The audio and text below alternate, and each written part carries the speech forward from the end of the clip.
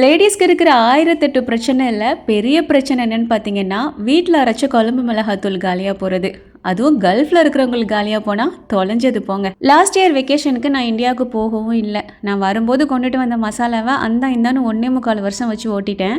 என்னதான் மார்க்கெட்ல 1008 மசாலா வகைகள்லாம் வந்தாலும், நம்ம அரைச்சு யூஸ் பண்ண மசாலாவோட டேஸ்ட் வராது.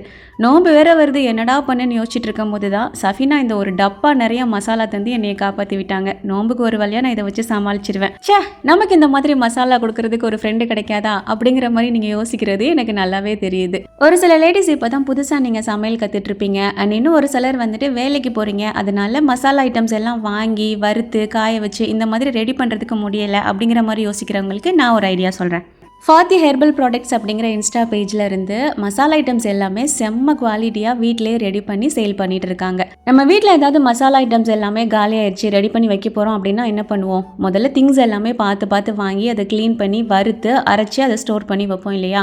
ஸோ அதே மாதிரி நம்ம வீட்டில் எப்படி பக்குவமாக பண்ணுவோமோ அதே மாதிரி பார்த்து பண்ணி சேல் பண்ணிட்டு இருக்காங்க. அண்ட் இவங்ககிட்ட மசாலா ஐட்டம்ஸ் மட்டும் இல்லாமல் மால்ட்டு, பொடி வகைகள், ஹெல்த்தி ப்ராடக்ட்ஸ் இந்த மாதிரி எல்லாமே கூட இருக்குது. பொடி வகைகளில் இவங்க கிட்ட பஹாக்கா சாதப்பொடி, இட்லி பொடி, கொள்ளு பொடி, வல்லாறு பொடி, பருப்பு பொடி, பிரண்டை சாத பொடி இந்த மாதிரி நிறைய ஐட்டம்ஸ் வச்சிருக்காங்க. இது போக மால்ட்டில் எல்லா வகையான மால்ட்டுமே இருக்குது இவங்க கிட்ட. அண்ட் மசாலா ஐட்டம்ஸில் வீட்டில் இருக்கிற குழம்பு மிளகாய் தூள், பிரியாணி மசாலா, கரம் மசாலா, சிக்கன் குழம்பு பொடி, மட்டன் குழம்பு பொடி, அதுக்கப்புறம் இந்த ஒவ்வொரு ஊருக்கு ஒவ்வொரு ஸ்பெஷல் மசாலா இருக்கும் இல்லையா, அதுவுமே இவங்க ரெடி பண்ணி கொடுக்குறாங்க.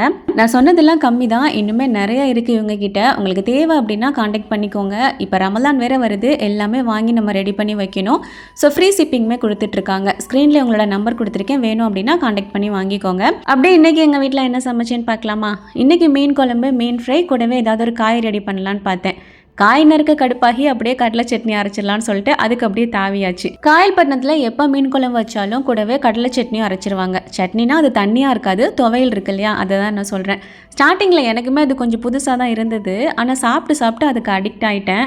ஸோ முதல்ல சுட சுட சோறில் இந்த கடலை சட்னியை போட்டு பிசைஞ்சு சாப்பிட்டுட்டு அதுக்கப்புறமா மீன் குழம்பு ஊற்றி சாப்பிடும் போது அது ஒரு தனி டேஸ்ட்டு தான்.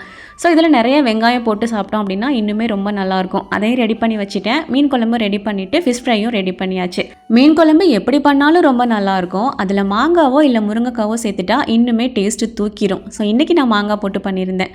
உங்கள் வீட்டில் என்ன சமைச்சிங்கன்னு கமெண்ட்டில் சொல்லிட்டு போங்க. தேங்க்ஸ் ஃபார் வாட்சிங்.